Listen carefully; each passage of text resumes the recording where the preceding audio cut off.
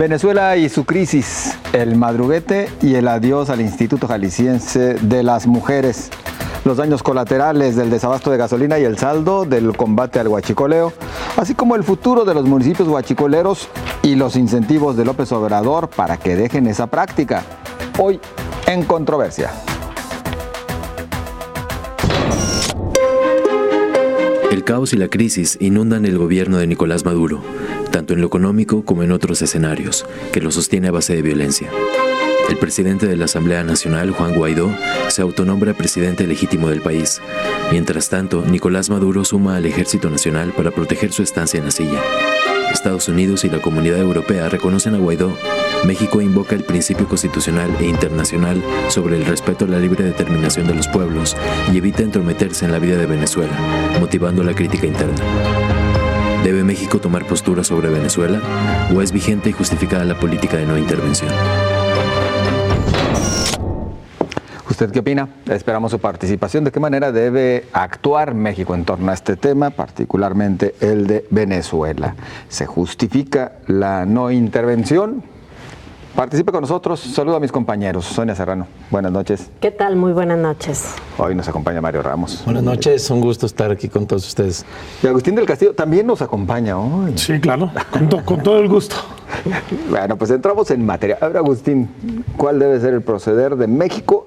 Y tu opinión también acerca de este fenómeno, este problema. Más bien, mi opinión, no sé, no soy jefe de Estado como para decir cuál debe ser, ni asesor, pero lo que pasa es que se arguye que hay una tradición de no intervención que está en la política mexicana desde hace muchas décadas, pero es un asunto que nunca ha sido a rajatabla aplicado. La prueba es que México intervino en el caso de Nicaragua a fines de los años 70 de forma muy activa, intervino en el tema de El Salvador unos años después y rompió incluso relaciones diplomáticas, recordemos, con el gobierno de Pinochet, cuando el golpe de Estado contra el presidente Allende. Recordemos además que México fue un lugar de refugio para muchos perseguidos políticos, justamente porque esta doctrina Estrada que se arguye como argumento para no intervenir, no se observaba en realidad a rajatabla. Es una situación también coyuntural, pero además yo creo que si somos, a fin de cuentas, el tema de las soberanías no es absoluto y pretender que cada país debe resolver sus problemas, pues implicaría que hubiera reglas muy claras al interior de cada país. Y esto implica una democracia, implica participación, implica que hay poder en la gente que tradicionalmente en una sociedad no tiene el acceso al poder. O sea que hay reglas y legalidad para poder ejercer los derechos. Y me parece que en ese sentido, cada caso que está en crisis, cada expediente en crisis tiene justamente crisis porque no está garantizando ese acceso pleno a los derechos. Entonces, en mi opinión personal es que este es el típico doble discurso, porque seguramente si fuera un gobierno autoritario de otra matriz ideológica, la postura no sería la misma. Igual, si México no tuviera un gobierno nominalmente de izquierda, sino de derecha o de centro, seguramente haría lo que hacía Peña Nieto en el caso de Venezuela. Entonces, esto es un juego de oportunismos. A mí me parece que en el fondo lo que no están haciendo ninguno de los países es preservar el derecho de la gente. Y se supone que para eso existen las Naciones Unidas y para eso se hicieron revoluciones y se tienen constituciones para garantizar que las personas tengan derechos y que son la base de todas las sociedades modernas, los derechos humanos, los derechos de la persona. Entonces yo creo que aquí hay hipocresía de todas las partes y creo, para terminar mi comentario, porque de repente también esto inflama el antiyanquismo típico de América Latina, me parece que esto es como un juego de ajedrez. Digo, los que apoyan a Maduro no son ningunos santos. Estamos hablando de China y Rusia, que tienen bastante experiencia además en violaciones de derechos humanos, incluso en algunos momentos muy por encima de Estados Unidos, pese a Trump. Entonces, hay un juego geopolítico en que Venezuela está en medio Y yo creo que sería una falta de respeto para los que luchan por la democracia en Venezuela decir que son esbirros del imperialismo yanqui. Me parece eso de una pobreza intelectual increíble. Ellos, en todo caso, me parece que está bien que aprovechen este juego para tratar de sacar adelante acuerdos. Creo que entre la amenaza de Estados Unidos y la postura de la Unión Europea ha terminado por aerar un poquito esto. Ojalá y se termine sentando y generando un proceso hasta de elecciones, porque hasta el expresidente uruguayo, que era un aliado de Chávez, ya dijo que lo más sensato es que ONU intervenga y haya elecciones generales. Claro. Un comentario así como muy general. Nada más así como que muy general.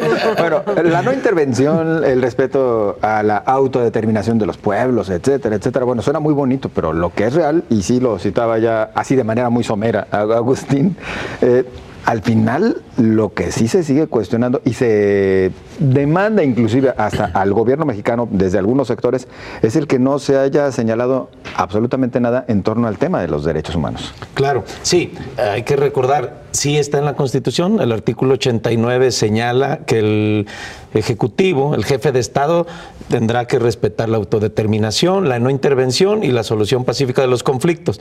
Pero sí ha habido hipocresía, como decía Agustín, coincido, y dependiendo el signo, el color del presidente en turno, porque en muchas ocasiones se han hecho de la vista gorda, ¿no? Yo creo que este principio se debe respetar. Hay de intervenciones a intervenciones, no es lo mismo intervenir para generar condiciones de diálogo, ¿no? De acercar posturas. Esa es una intervención, y hay otras intervenciones como la que pretenden en este momento Estados Unidos o Trump. Yo creo que sí, México debe mantener una posición de no intervención para ir a resolverles el conflicto, pero sí, cuando hay violaciones a los derechos humanos, ¿no? Sí, los países, por el respeto a los derechos humanos, por el apoyo que necesita de la comunidad internacional, sí se justifica una intervención. Aunque a mí me llama mucho la atención, y coincido con Agustín, no hay que perder de vista que hay un juego geopolítico importante. Está ahí, bueno, hay como un tufo incluso a los años 70, de la época de la Guerra Fría, donde ya se están alineando dos bandos, y hay un territorio de pretexto en disputa, que no es cualquier territorio.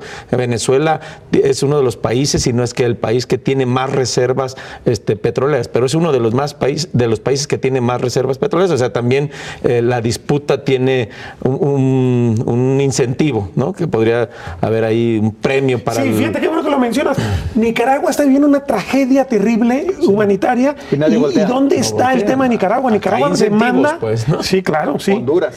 Sí, claro. Otro caso. Sí, bueno, pues aquí en México lo vivimos. Bueno, ¿qué pasó con el Tíbet, Agustín? O sea, durante mucho tiempo el Tíbet, y quién... En cuanto encuentre petróleo o algo que sea muy valioso, que van a empezar a ponerle la lupa a ellos. Sí. Sonia. Bueno, pues yo lo habíamos platicado en otras ocasiones cuando habíamos abordado el tema de Venezuela, sobre lo que representaba en el bloque que se había formado y que se ha ido disolviendo de presidentes de izquierda en América Latina. A mí me parece que el problema es que ya en este momento el conflicto llega a un punto tal que cualquiera de las dos salidas va a terminar pagando el costo el pueblo venezolano. Yo no veo en ninguna de las dos posturas que hay hasta el momento en los dos bloques una salida que permita a Venezuela resolver sus problemas económicos, resolver sus necesidades básicas, y al mismo tiempo que no sea una vía alojada en la violencia. ¿Por qué? Porque también la forma en que Estados Unidos ha estado respaldando la autoproclamación de la presidencia de Guaidó, pues tampoco significa que sea una vía democrática para tener una autoridad.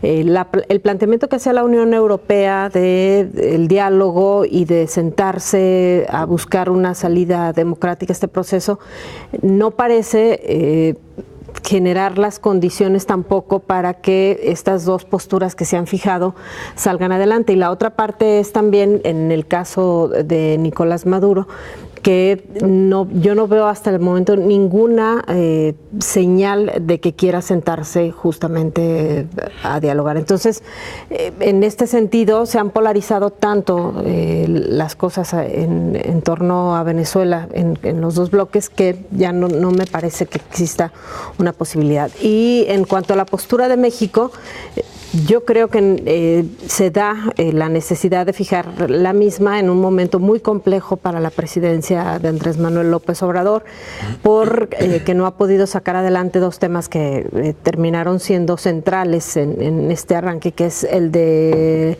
el tema de la seguridad y por otra parte el tema de los energéticos, y meterse en este momento en un conflicto externo con lo que ha significado ya de por sí la polarización. Pues me parece que hubiera sido un lío gratuito. Aunque yo digo, de 2015 para acá el que enrareció el tema interno de Venezuela fue el presidente Maduro cuando disolvió la Asamblea y creó un poder legislativo a su modo.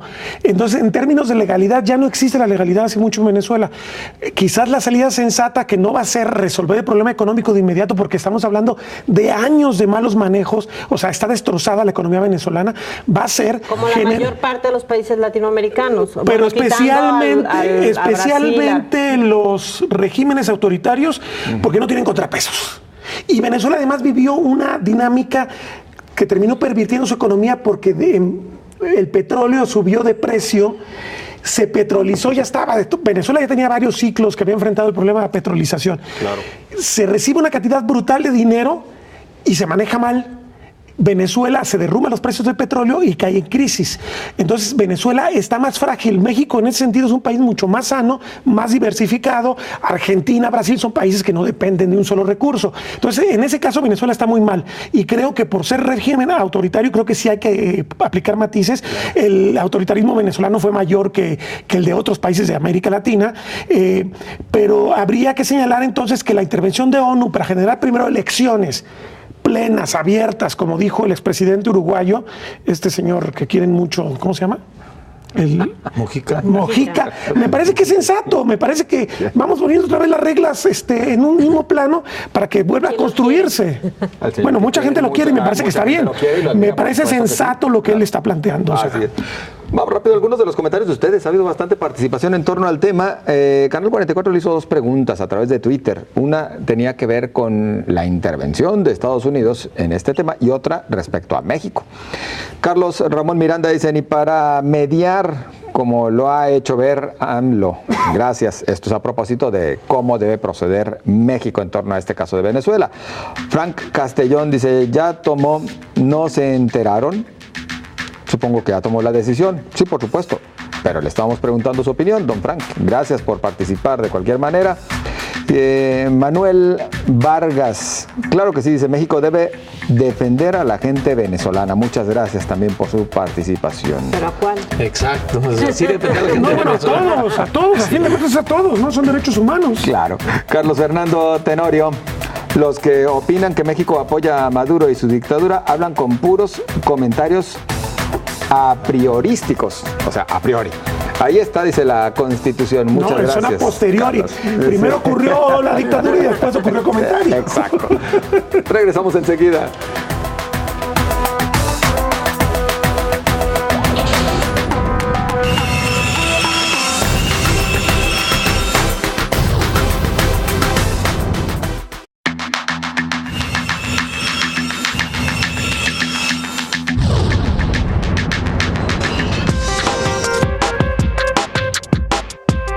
En 2018 se vivió el peor año de violencia contra las mujeres en los últimos 20 años, al registrarse la desaparición de 1.118 mujeres y el asesinato de 198, una cifra histórica. También se emitió una alerta de género para todo el estado, de la que pocos o nadie habla, no obstante su vigencia. En cambio, el gobierno estatal se obstina en crear la Secretaría de Igualdad Sustantiva, que aglutina grupos marginados e incluye a las mujeres, en un modelo y un discurso del pasado. Lo anterior ha detonado manifestaciones y enfrentamientos verbales entre representantes de ONGs y diputadas, a las que Guadalupe Ramos Ponce llamó nanas del patriarcado, término al que la legisladora Mirza Flores le dio otro sentido y calificó como vulgar a la activista. Crece la polémica por la eventual desaparición del Instituto de la Mujer. ¿Se justifica la medida o es empecinamiento del gobierno estatal? Y bueno, en torno al tema tendríamos que decir, consumatum est. Hoy el Congreso determinó eliminar al Instituto Jalisciense de las Mujeres, aunque bueno, nos discuten bastante porque utilizamos el término eliminar, desaparecer, cuando nos dicen la materia solamente se transforma. Bueno, en unos momentos entramos en el tema. Se transforma en dirección. Ahora en subsecretaría, ¿no? O dirección, inclusive. Que para efectos prácticos por lo es menos una 5 dirección. niveles la reducen. Exactamente. Entramos en el tema en unos momentos. Rápido, acuse de recibo sus comentarios a propósito del tema Venezuela. ¿Está de acuerdo en que Estados Unidos intervenga en Venezuela inmediatamente?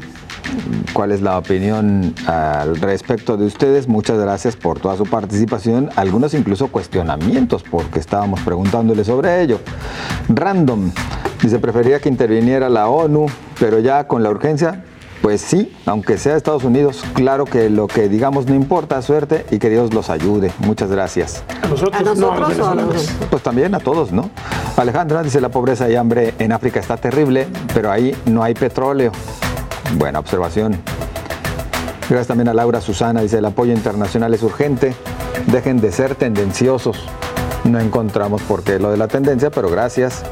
Gracias también a La Menos Mala, así se firma en Twitter. Estados Unidos es el farsante oportunista con disfraz de redentor que violenta los derechos humanos en su frontera, pero se indigna si otro país es acusado de lo mismo.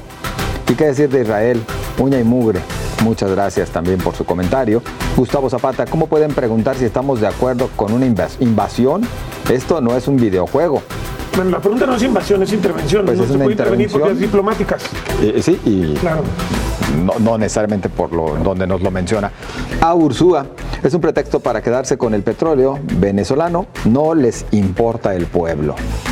Gracias también por su participación. Y entramos al tema del Instituto Jalisciense de las Mujeres. Le seguimos preguntando a usted. Crece la polémica por la desaparición del Instituto de la Mujer. ¿Se justifica la medida o es empecinamiento del gobierno estatal?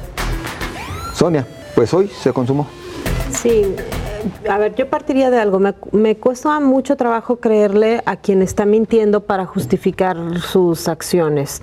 El argumento principal de la desaparición del Instituto Jalisciense de las Mujeres es que se fortalece convirtiéndolo o elevándolo al rango de secretaría, porque al final le agregaron ahí la palabra mujeres a la secretaría esta que le crearon a Fela Pelayo de Igualdad Sustantiva.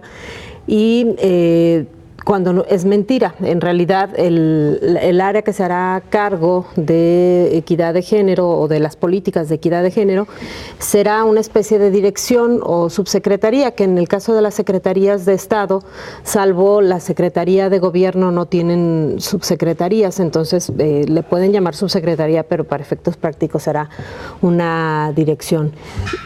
Otra mentira que han dicho es que elevaron 12 veces el presupuesto de lo que era el Instituto Jalisciense de las Mujeres, y no es así. En realidad el área que se encargará otra vez de la dirección, subsecretaría o lo que sea que se llame, que se hará cargo de esta agenda, en realidad tiene el mismo presupuesto con un agravante.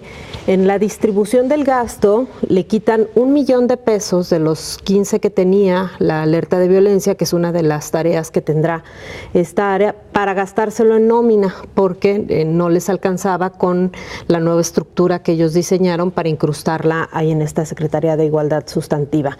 Entonces no aumentan, sino que le reducen. Y además en la división del presupuesto por programas hay 4 programas relacionados con esta materia, y de estos en 2 se reduce el presupuesto, que son los más importantes. Uno son las políticas de transversalidad en el gobierno del Estado, que es otra de las mentiras que han dicho, que se fortalece cuando en realidad le reducen el presupuesto, y la otra es las acciones que se emprenden para prevenir y erradicar la violencia contra las mujeres, que también le reducen el presupuesto casi 6% a este programa.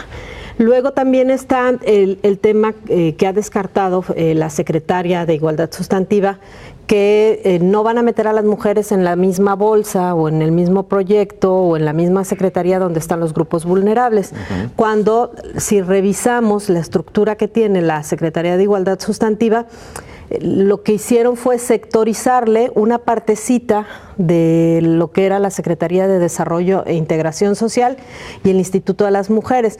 Esto que hace, al crear una secretaría nueva y ponerle a su cargo programas que funcionaban en otra secretaría, podemos considerar que lo que te gastes en nómina de la secretaría, que son 41 plazas, que te llevan casi 30 millones de pesos en gasto corriente, pues entonces te sale más caro el caldo que las albóndigas, porque tienes los mismos programas que operaban otras secretarías, que es el 3x1 de apoyo a migrantes, el de apoyo a indígenas, infraestructura indígena. Los jóvenes que se llevan también bastante. Jóvenes también. Entre estos sectores que pueden considerarse vulnerables, entre jóvenes, indígenas y migrantes, se llevan 60% de este dinero que según ellas será para mujeres. Claro, ellas pueden decir, entre los indígenas hay mujeres, entre los jóvenes hay mujeres. Pues. Exactamente. Y ya había ese recurso. De hecho, estos programas ni siquiera tienen una actualización con la inflación. Es decir, si es cierto que los fortaleces por esa vía, en realidad les estás quitando dinero porque les estás dando lo mismo que tenían el año pasado sin darle ni deflactaciones ni actualizaciones con la inflación. Pero además lo que sucede es que hay 4 grupos, es mujeres, jóvenes, indígenas y migrantes, que ya estaban en otras áreas entre Secretaría de Gobierno y Secretaría de Desarrollo Social, y le creas una secretaría. Entonces terminas, yo insisto, gastando más en nómina, en gasto corriente, porque hay que pagarles no nada más todo lo que es materiales y suministros, servicios generales, inmuebles e inmuebles, que te elevan el costo de lo que podría haberte salido más barato, que era el Instituto de las Mujeres. Al 5:45 modificaron el dictamen. La verdad es que el tiempo no nos va a alcanzar para inclusive leer cómo estaba antes y cómo queda. Y antes de que Agustín se acabe los 5 minutos que nos restan, por favor, Mario. Sí, yo creo que se han expresado en esta, intención, ya no es intención, ya acción de desaparecer, o dicen ellos, de elevar, a darle una importancia mayor al tema de las mujeres. Se han expresado intenciones que parecían positivas, incrementarles el presupuesto. También era una lucha constante del instituto y de las organizaciones poder tener una mayor presencia en la transversalización de las políticas, los programas y las secretarías. Eso se ha dicho, que esta secretaría o el área que se encargaría de realizar las funciones que tenía el instituto las haría. Es decir, en el discurso se han mencionado aspectos positivos, no se ha explicado bien, y hay omisiones, son incluso hay mentiras, ¿no? O no se ha dicho de manera correcta. Creo que sí hay hasta el momento, por lo expresado por las organizaciones y un poquito lo que nos hemos podido meter a revisar, hay retrocesos. Por ejemplo, cuando se ha mencionado el tema del consejo, de la autonomía, que también eso le da un valor muy importante. Estamos transitando hacia esquemas de gobernanza donde el gobierno no puede estar decidiendo solo, tiene que escuchar a las organizaciones de la sociedad civil, al sector privado, etcétera. Aquí parece que, aunque la intención fuera buena de elevarla, de dotar de más presupuesto y de poder generar políticas públicas del Ejecutivo, no está. Yo diría que ya ahora, si se va a ser un hecho la publicación, la aprobación, etcétera, los últimos pasos que faltan, pues esperemos. Se han prometido, se han comentado ahora cosas. Yo diría, pues vamos a observar, pero sí veo que en algún momento hay en aspectos algún retroceso. Y otro tema es también la manera en que las organizaciones se acusan, si hubo foros, si las escucharon y no nos escucharon. O sea, también hay de las organizaciones, yo creo, a lo mejor queda ahí a deber un punto. Pero la iniciativa llegó el 21, ¿a qué hora hicieron foros? Bueno, más bien cuando las recibieron ahí en el Congreso. El tipo de foros que hacían en Guadalajara con el plan de desarrollo urbano. ¿No? O sea, son foros para maquillar una decisión de antemano tomada. A ver, a mí me parece valiosísimo esto que pasó por una sencilla razón. Si la gente estaba pensando que Enrique Alfaro iba a ser el defensor de los derechos de la población frente al autoritarismo del centro, como vendió en su conflicto con Andrés Manuel López Obrador, e incluso yo, reconociendo que esa es una lucha correcta, la que había que dar frente al centro en el tema de los presupuestos o en el tema de la crisis energética, bla, bla, bla, reconociendo eso, sin embargo, me parece que esto nos permite desnudar la personalidad de Enrique Alfaro. Es un hombre que no sabe escuchar, es un hombre que toma decisiones sin consultar, es un hombre de carácter extremo, no es un demócrata en pocas palabras, y estamos viendo reflejado cómo el estilo de un hombre se impone a todo un gobierno, cómo sus colaboradores legisladores terminan simplemente siendo los que tratan de maquillar como cuestiones de democracia, de consulta, de datos, de cifras, algo que ya viene porque es voluntad del señor que ocupa la silla, en este caso en Casa Jalisco y en Palacio de Gobierno. A mí me parece que es valiosísimo y no lo perdamos de vista. Enrique Alfaro nunca dejó de ser autoritario, no iba a dejar de serlo en este momento. Diríamos entonces que este tema de la refundación ya lo tienen ellos planteado. No es que se vaya a refundar Jalisco conforme los jaliscienses consideran que se deba realizar. Si fuera una refundación y si fuera un cambio, que tuviera señales positivas, está bien. El problema es que no saben ni cómo, o sea, tienes una secretaria que ni siquiera sabe cuáles son sus atribuciones porque las niega en todas las entrevistas que ha dado. Entonces, si no sabe cuáles son los organismos que tiene sectorizados y la población a la que va a atender, entonces, ¿cómo sabe cómo va a trabajar y cómo está estructurado su presupuesto? Me parece que lo que están dando son señales de que no saben cómo y que fue más bien algo que les impusieron. Y yo insisto, no hubo consulta, son 4 o 5 días entre que llegó la iniciativa y se aprobó. ¿A qué hora consultaron? Y te contestan, la ley no contempla más. Así te contestaban en Guadalajara. Tenemos que ir nosotros a la pausa. Continuamos.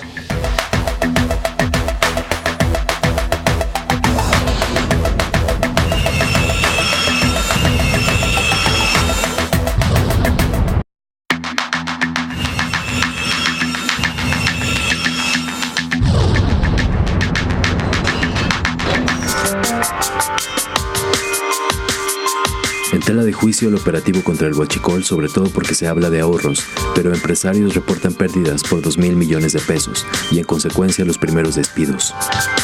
Solo la Asociación de Industriales de El Salto, AISAC, proyecta una caída de $100 millones en comparación con el 2018, según su presidente, Raúl Huitrón Robles.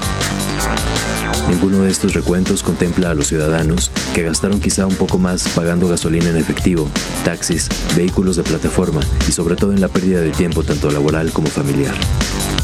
El presidente de México, Andrés Manuel López Obrador, sin embargo, asegura que no dará un paso atrás y continuarán los operativos.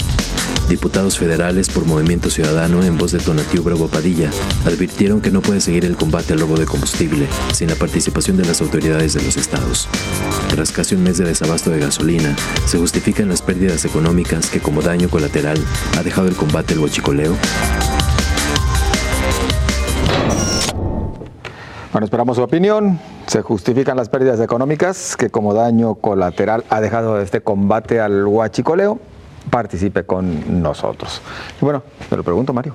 Pues yo creo que no se justifican, sí es una buena medida, yo creo que cualquier persona estamos de acuerdo en que se combata el robo de combustible, hasta ahí yo creo que ya hemos dicho mucho, la estrategia equivocada, mal implementada, mal comunicada y ha generado estas pérdidas económicas. Yo creo que se pudo haber combatido, organizado, planeado, abastecer de gasolina, pero sí está afectando sin duda a muchas de las personas, a comercios, negocios, en algunos pueblos, ¿no? Sobre todo los turísticos. Aquí en Jalisco está el caso de Tapalpa, que también los fines de semana se beneficia, se alimenta del turismo, pues estos fines de semana ha estado solo, ¿no? Sin embargo, pues Andrés Manuel sigue teniendo de su lado el apoyo, el respaldo de la mayoría de la gente en cuanto a esta medida, pero definitivamente yo creo que no se justifica las pérdidas económicas, no obstante estemos de acuerdo en que se combata el robo. Y bueno, hay quienes dicen que todavía no está resuelto el problema del todo, por el contrario, y lo vemos todavía en los expendios de gasolina. Lo que sucede es que, ¿cómo vas a combatir en aislado un delito cuando en el territorio ocurren las cosas y el territorio, los que se dedican a esto, suelen tener ligas con otro tipo de comisión de delitos? O sea, es un asunto de recuperación de control territorial, una cosa que nos han hablado durante 10 años y que no ha podido los sucesivos gobiernos. ¿Cómo haces estrategias para generar que los Zetas, que el Cártel de Jalisco Nueva Generación, que el Cártel de Sinaloa pierdan espacios que son espacios de excepción, donde ellos, si bien en algunas ocasiones se apoderan del combustible y lo comercializan? Ya vimos casos escandalosísimos en que detienen buques con gasolina rumbo al extranjero, y eso lo hace el crimen organizado. juzgado. En otros casos simplemente lo tutela, lo ve como una forma de, administrar el delito. Tú te dedicas a eso, me das una comisión, o bien yo me encargo directamente, pero ahí le va la derrama para todo el pueblo. Es un poquito lo que dice Guillermo Valdés Castellanos en su libro de la historia del narcotráfico en México. Termina generándose una perversión dentro del territorio donde se ejerce este control por los señores feudales, que son los señores del narco. El Estado está ausente, entonces la gente nomás tiene de dos sopas: o denuncio, me voy, me matan, o me ajusto, me acomodo, me adapto, y entonces las reglas son las reglas del cacique que está ahí. Eso ha ocurrido en muchísimos territorios. No podemos entonces pensar que combatir un delito en particular, aunque sea así de impactante y tenga estas cifras, va a resolverse mientras no quitemos los territorios a los que están tutelando el crimen, que van a seguir dando golpes, van a seguir haciendo lo que hicieron estos días también, de abrir ductos para provocar al gobierno, de enfrentarlo, porque son cosas que han hecho en el pasado, y es mandarle un mensaje también al presidente. Me parece entonces que sí, la estrategia está mal planteada porque no es integral. Me parece que el efecto económico va a ser mucho más alto de lo que hemos pensado: la desaceleración, la pérdida de empleos, la pérdida de horas laborales, la pérdida de horas clase, cuántos niños no fueron a la escuela, el tema de enfermedades incluso propiciadas por un problema de movilidad, por ejemplo, el tema de... En general, lo que decía también Mario, es Tapalpa, es Mazamitla, es Chapala mismo, Puerto Vallarta anduvo a 40%. Puerto Vallarta genera 10% del PIB turístico del país. Puerto Vallarta es valiosísimo para el país. Tendrías que haberle dado otro trato a los centros turísticos. Pero además México tiene entre sus tres principales generadores de divisas, está el petróleo, están las remesas y está el turismo. Entonces, si hay turismo, no puedes afectar la movilidad.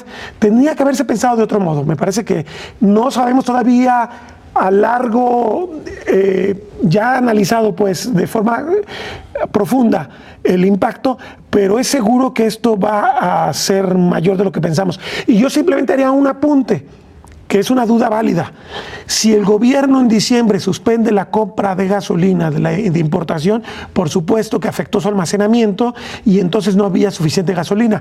¿En qué medida también impacta o permite tomar una decisión que iba a dar a popularidad, sabiendo que de todos modos no ibas a poder abastecer, porque diciembre es un mes de mucho consumo, porque no habías comprado gasolina suficiente? O sea, habría que ver también, por ahí dice el dicho, piensa mal y acertarás. Podría estar combinado todo esto en una decisión que terminó siendo polémica, pero que ya arrastraba un problema previo. Si bien el presidente conserva este gran respaldo de la mayoría de los mexicanos... Eso dice Mario. Sí, eso es... Sí. Bueno, y eso no se probado hasta el momento. Bueno, ¿no? hasta el sábado pasado.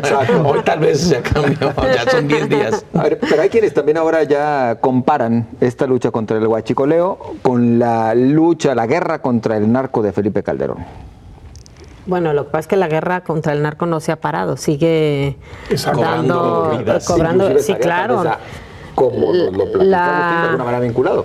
La violencia no ha bajado en el país y no ha bajado en Jalisco, no ha bajado en la zona metropolitana. Lo los que bajaron fueron los decomisos de droga. Claro. El ejército está ocupado. Claro. El ejército está ocupado cuidando ductos y no decomisa droga. Sí. A ver, lo que nos quedó claro en esta etapa, y que creo que es lo que sí podríamos destacar de esta medida que toma el presidente de la República, es que el tema del robo de combustible era mucho más complejo. No era lo que muchos creíamos, que hacían un agujero y se llevaban unos bidones y con eso luego lo vendían de forma clandestina, sino que es un negocio mucho más estructurado, en donde se ha convertido, hay quienes dicen, en un ingreso muy similar para los cárteles del crimen organizado al de las drogas, en donde participaban o siguen participando funcionarios públicos relacionados con Pemex, y la otra parte es, por supuesto, quienes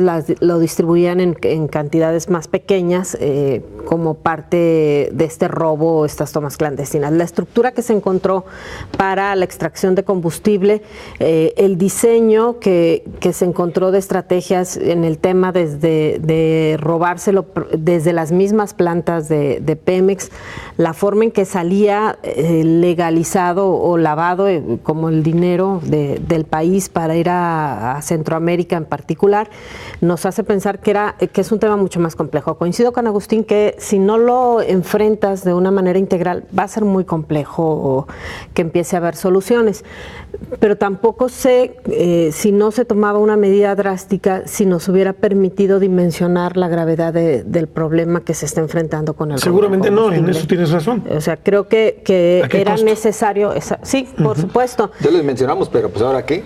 No, y una medida drástica sí va a generar costos, ¿no? Yo no me refería a que hubiera una estrategia que no genera costos, pero creo que tal vez no sabían a lo que se iban a enfrentar. Porque además este país Exacto. no tiene otras alternativas Sí. de movilidad, es decir, no tenemos un sistema. Tú no puedes decir, bueno, pues no voy a Tapalpa o a Mazamitla este fin de semana en carro, pues me voy en el tren, como harías en otros países, ¿no? Sí.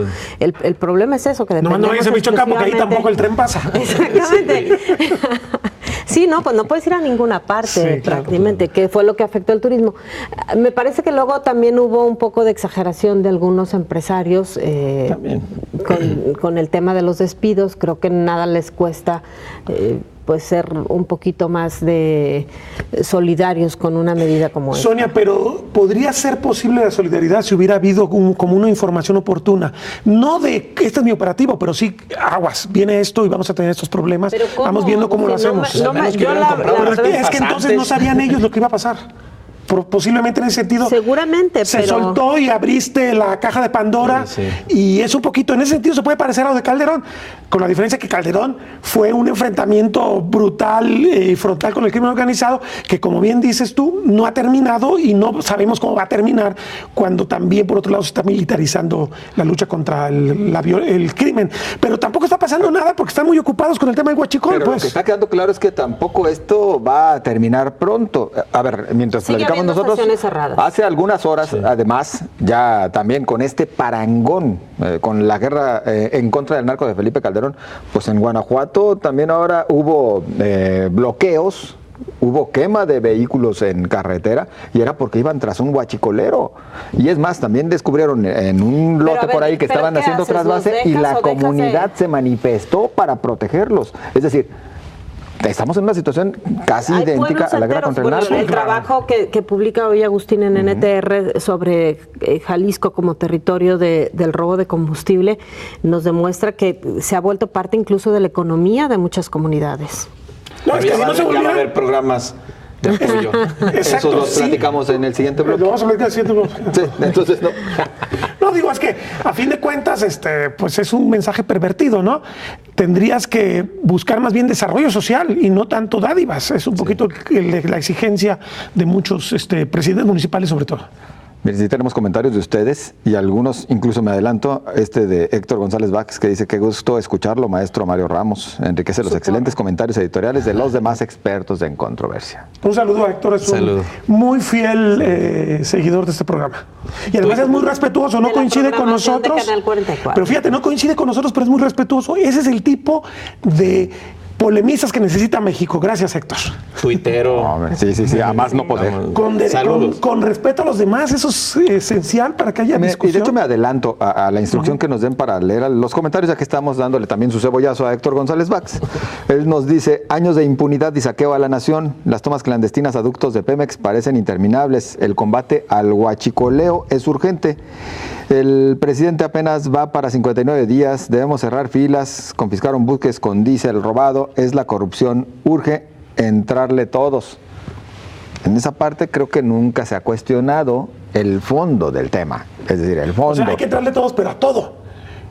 Claro. Y por eso, o sea, es que los delitos no se dan de forma aislada. Los delitos son parte de un proceso social que, como tú estabas comentando el tema de Guanajuato, lo que a mí me comenta la gente del lado de Jalisco, obviamente la gente está comprometida, la gente vive de huachicol, claro. No es una situación solamente de unos malos que se dedican a esto. Y luego cuando dicen todos, y nada más son 3 o 4 estados los que se vieron terriblemente dañados, luego se caen conjeturas. Pero bueno. Puebla merece el análisis. Puebla viene a elecciones y no ha tenido tipo de impactos. Problemas de abasto. Exactamente. Vamos a la pausa.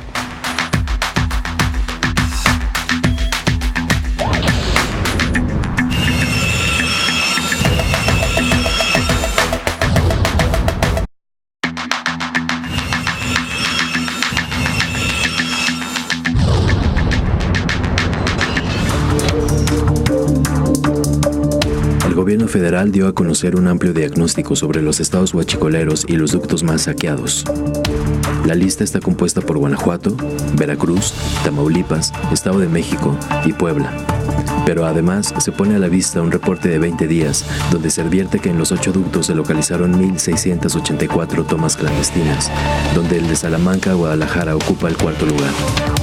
El presidente asegura que muchas comunidades hicieron de esta actividad su modus vivendi a causa de la pobreza y ha decidido llevarles apoyo, lo que ha generado críticas de quienes consideran que se está premiando a los ladrones.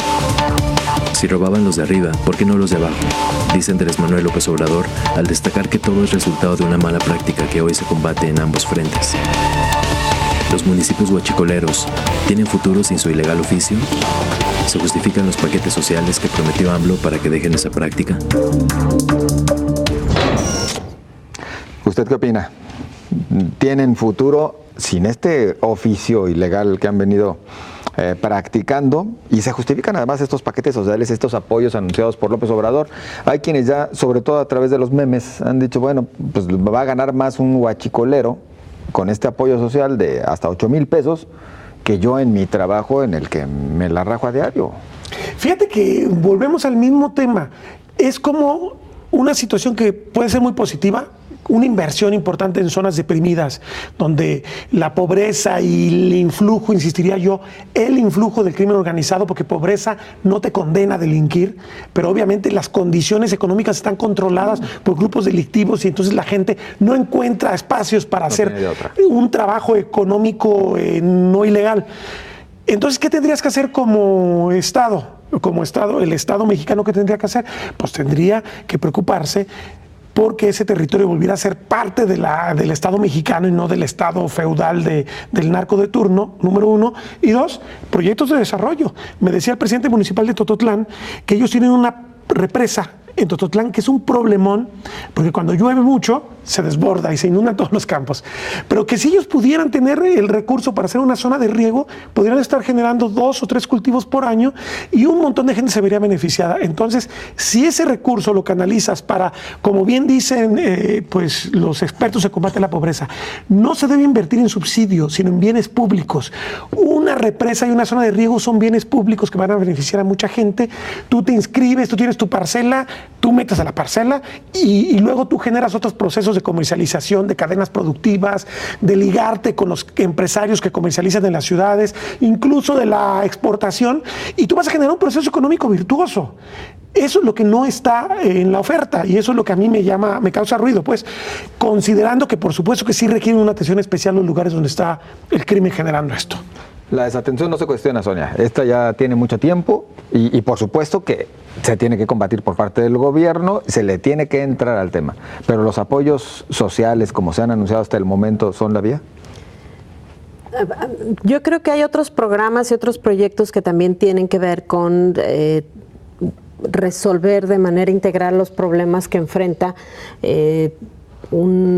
nuestro país y comunidad por comunidad. Como menciona Agustín, tendrá que ver también con la inversión, viene una parte también de programas importantes para el campo. Creo que volvemos a lo mismo, el tema es que el país está en un momento de rezago tal que por supuesto que nada que parezca o que se ofrezca en este momento puede ser suficiente, porque además es cierto, la pobreza no es sinónimo de delincuencia, y si no, pues todos estos funcionarios de Pemex, que es además una empresa que paga sueldos altísimos, no se hubieran, ¿no? Se sentían pobres, seguramente. Sí, o sea, no, o muchos más que se han visto involucrados con el crimen organizado, o todos estos exgobernadores que saquearon a sus entidades, no estarían metidas en esta. El proyecto es cómo vas direccionando esto. Me parece que muchas de las buenas intenciones se han ido perdiendo justamente en la forma en que se van ejecutando, y que puede ser también el riesgo que haya con estos proyectos. Lo vemos con el primer programa que se puso en marcha, que es el de adultos mayores, y que ya cuando lo ves cómo funciona en la práctica en Jalisco, pues te das cuenta que todo va siendo como al ahí se va, como en la confianza, como no sabemos quiénes son, quién lo hace, que es por supuesto, Pero va a terminar todavía, siendo sí, así, o incluso en la flojera, ¿no? Si tú le dices a uno de estos brigadistas Servidores de la nación, que vaya y te levante cuáles son los viejitos que viven en una colonia, les da flojera y van llenando con lo que encuentran o con los que les dijeron o con los que se acercaron o con los amigos, y entonces un programa que tendría que ser básico para personas que ya le dieron a este país algo y que estarían recibiendo esta compensación, pues termina siendo un desastre como lo ha sido, ¿no? Y me parece que esto puede pasar en los demás programas porque no hay, volvemos a lo mismo, una formalidad, una estrategia, no hay transparencia, no están capacitados quienes los están llevando a cabo o quienes los han llevado a cabo. Las reglas de operación de estos programas son bastante genéricas, entonces creo que ese es el principal riesgo que existe.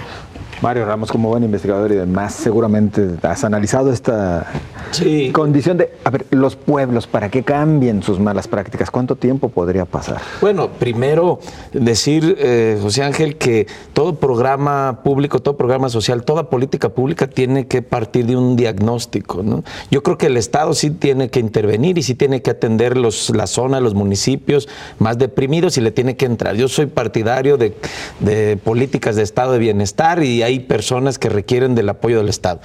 No obstante, no creo que sea una política, una buena política, un buen programa llegar a los municipios, aunque posiblemente muchos de ellos están secuestrados, capturados y tal vez la principal actividad económica es el huachicoleo.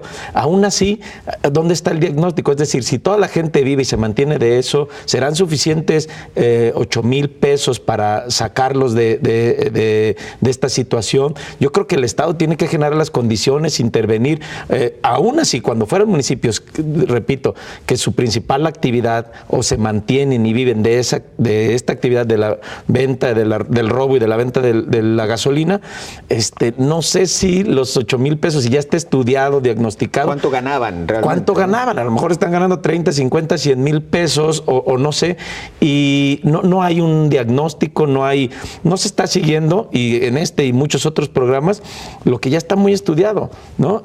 Hay toda una disciplina de diagnosticar, de elevar, incluso de evaluar si un programa, hacer un piloto, intervenir de una manera. Pero también es un sector de la población que no puedes dar por perdido, o sea, algo tienes que hacer. No, claro. Lo que cuestiono es si ya lo midieron y estudiaron que esos 8,000 pesos a las personas realmente los va a sacar de la situación. Es que luego hay esta tentación de hacer programas que son muy necesarios para mucha gente, mochilas con útiles, que sí hay gente que los necesita, que si no se les otorga pueden dejar de ir a la escuela, pero luego se reparten de manera universal. Universales a veces no es bueno el impacto. Deberían de focalizar, claro, eso es más costoso, más entretenido, es más sencillo repartirles a todos, ¿no? Incluso condicionarlo. Claro. Creo que en su momento, cuando se hizo Progresa, en la época de Zedillo, hubo reconocimiento internacional porque, por ejemplo, el apoyo era salud y educación y era darles una mejor dieta. Pero estaba sujeto a evaluar, ¿están yendo a la escuela? Claro. ¿Están alimentándose de forma adecuada? ¿Están yendo al chequeo médico? O sea, esas son las cosas en la atención personal que sí se deben hacer. Y yo creo que la gente no le hace bien un beneficio directo sin nada a cambio. Yo creo que la gente esperaría, y estoy seguro que la gente de las zonas deprimidas no pide dádivas en el fondo. Lo que pide es oportunidades. ¿Cómo garantizas que yo pueda tener un cultivo que me dé tanto por año? Yo tengo una parcela, yo tengo un bosque, yo tengo... Que yo haga. Exacto. Fíjate, está demostrado por estudios que cuando a la gente pobre le prestas dinero, incluso cuando le prestan con un altísimo interés, la gente pobre paga. O sea, es increíble el compromiso que asume la gente pobre cuando le das reglas para hacerlo. Pero cuando es un asunto de a ver quién agarra más, pues obviamente que empecemos, los más astutos se van a quedar con más. Que eso siempre ocurre con los temas de los asistencias clientelares que ha hecho el PRI históricamente en este país. Es parte de la cultura política de este país, desgraciadamente. Partiendo de ello, entonces, a lo mejor el programa de tandas, que también ya anunció López Obrador, podría resultar más exitoso, ¿no? Claro, porque en este van a tener que regresar. Claro. Por supuesto, o sea, a fin de cuentas es eso. Yo creo que se tendrá que además analizar que hay municipios rurales que tienen una problemática específica con el mismo crimen, con su propio sistema de gobierno. Hay municipios conurbados. Tlajomulco no puede ser igual que Tototlán. Tlajomulco tiene un gobierno con mucho más dinero y tiene un problema más grande también. Tototlán es un municipio más pequeño, tiene otra calidad de relación entre gobernantes y gobernados. Creo que son cosas que se tienen que hacer más. Yo nada más preguntaría, ¿qué va a pasar cuando el gobierno no pueda entregar o deje de entregar ese apoyo? No generó ninguna transformación en las condiciones del municipio y se acabó. Si no hay presupuesto y se les quita ese programa, no generó nada. Un presupuesto, una política que transforme. Pero tendrías que, por supuesto, ir de una manera integral con otros programas, también con el tema de fortalecer los centros de salud, fortalecer el tema educativo, los programas de apoyo para el campo. Estado de Derecho y la seguridad. Por supuesto, claro. Y sí deben existir familias que necesitan el apoyo. Por supuesto, claro. El problema es que el presidente tiene prisa. Y en esta prisa me parece que están olvidando mucho de lo que tendrían que planear para que funcionara de manera diferente o para que fuera efectivo. Y fíjate, hablando de la prisa del presidente, cuando inviertes sin el criterio de qué es lo que te va a permitir gobernar mejor, resulta que el INEGI pierde presupuesto y no va a poder hacer las evaluaciones que estaba haciendo respecto a gastos públicos. ¿Cómo vamos a saber que se gasta bien si no tenemos una entidad que se encarga de la estadística y del análisis? ¿Dónde están las metas, los indicadores? ¿Cómo vamos a poder medir el impacto después de todo este recurso que se va a destinar? No pues va a haber... En el próximo proceso electoral. Vamos a los comentarios de ustedes. Vamos rápido, porque hay, sobre todo, en torno al tema del Instituto Jalisciense de la Mujer, crece la polémica por la desaparición del Instituto de la Mujer. ¿Se justifica la medida o es empecinamiento del gobierno estatal? La pregunta Canal 44. Sus respuestas, Israel Josué Navarro dice: con el debido respeto, quisiera saber el porqué de la desaparición del instituto. ¿Sirvió? ¿No sirvió? ¿Qué le faltó por hacer? ¿Qué hizo? ¿Qué no hizo? Pues han tratado de justificarlo y luego se hacen bolas. ¿Para qué le miento? A ver, las mujeres están más visibilizadas que antes, eso también es cierto. Claro. Gracias, Israel, por su participación y gracias a todos ustedes cuyos comentarios, bueno, se nos quedan ya en el tintero. Prácticamente de esta manera estamos llegando al final de este espacio. Compañeros, muchísimas gracias, muy amables. Muy buenas noches. Buenas noches. Y bueno, nos vemos y nos escuchamos la próxima semana.